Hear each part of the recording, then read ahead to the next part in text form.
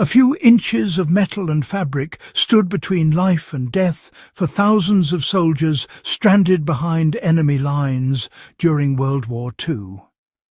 No backup, no radio, no rescue on the horizon, just a pocket-sized kit and the knowledge to use it. That's not a metaphor, it's history. When modern supply chains collapsed and technology failed, survival came down to something brutally simple: what you could carry and what you knew how to use. And during World War II, some of the most ingenious survival tools ever designed were small enough to disappear into a jacket pocket. This is the story of the WWII Pocket Survival Kit. Not a collector's curiosity, not a museum novelty, but a quiet, brilliant system that kept people alive when everything else was gone. One of the least discussed aspects of these kits is psychological survival. When someone loses everything, gear, unit, control, the mind goes first. Panic kills faster than hunger. World War II survival planners understood this. A pocket kit gave soldiers something solid, something familiar, a routine: start a fire, secure water, take inventory, make a plan. That sense of agency mattered.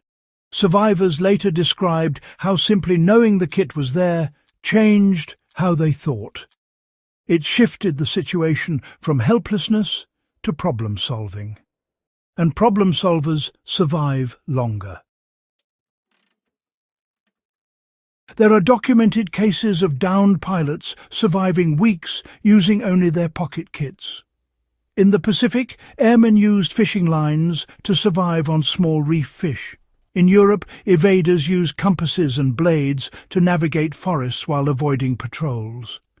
In the Arctic, fire-starting tools meant the difference between frostbite and survival overnight.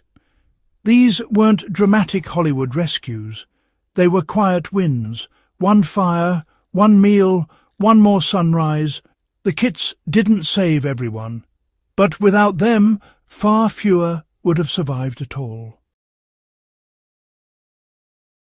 Now, this is where things get clever. World War II engineers didn't try to solve every problem.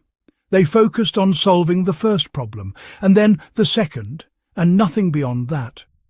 Fire solves cold. Cold leads to fatigue. Fatigue leads to mistakes. So fire mattered. You don't need to copy these kits item for item, but the thinking behind them is timeless. First, portability beats abundance. If you can't carry it when you're exhausted, it's useless. Second, tools should work without power, apps, or precision. The simpler, the better. Third, skills matter more than equipment. A person trained to use a basic kit will outperform someone with expensive gear and no practice. And finally, survival is a system, not a trick. Fire, water, shelter, navigation, signalling. In that order. Every time.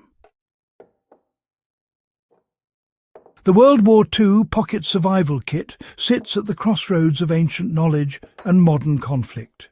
It borrowed ideas from centuries of human survival, fire-making, fishing, navigation, and compressed them into something small enough to carry into war. It represents a moment when survival knowledge was treated as essential, not optional. When preparation meant understanding, not convenience. And that's exactly why it still matters. The most powerful survival tools in World War II didn't roar, flash, or explode. They sat quietly in pockets, waiting to be used by someone who refused to give up. They remind us that survival has never been about having everything. It's about having enough and knowing what to do with it.